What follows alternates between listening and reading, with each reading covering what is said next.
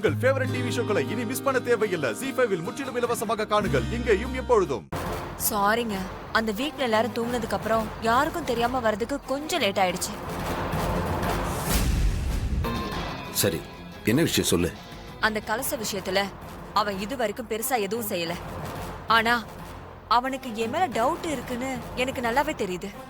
அது அப்படியே இருக்கட்டும் சந்திரா. ரேவதி கல்யாணம் முடிகிற வரைக்கும் நாமளும் மாட்டக்கூடாது, அந்த மகேஷ் மாயாவும் மாட்டக்கூடாது. அப்பதான் உங்க அக்கா காரிய கல்யாண மண்டபத்தில் வச்சு அவமானப்படுத்த முடியும். நீங்க சொல்றதும் கரெக்ட் தான். ஆனா எனக்கு ஒரு சின்ன யோசனை. என்ன யோசனை சந்திரா? அந்த டிரைவரை பார்த்து நாம பயப்படுறதை விட அவன் நம்மள பார்த்து பயப்படுற மாதிரி செய்யணும். அவன் பயப்படுற மாதிரி நாம என்ன செய்ய முடியும்? செய்யலாங்க. அந்த டிரைவர் யாரு என்னங்கிற விவரம் நம்ம யாருக்கும் இது வரைக்கும் தெரியாது. அவன் பேரு என்னன்னு கூட அந்த வீட்ல இருக்கிற யாருக்கும் தெரியாது. மண்டபத்துல அவன் மேல பிரச்சனை வந்தப்ப கூட அவன் யாரு என்னங்கிற விஷயத்த சொல்லாம கல்லூலி மங்க மாதிரி தானே நின்னுட்டு இருந்தான். அவன் நேர்மையானவனா இருந்திருந்தா எல்லாத்தையும் சொல்லிருக்க வேண்டியதானே.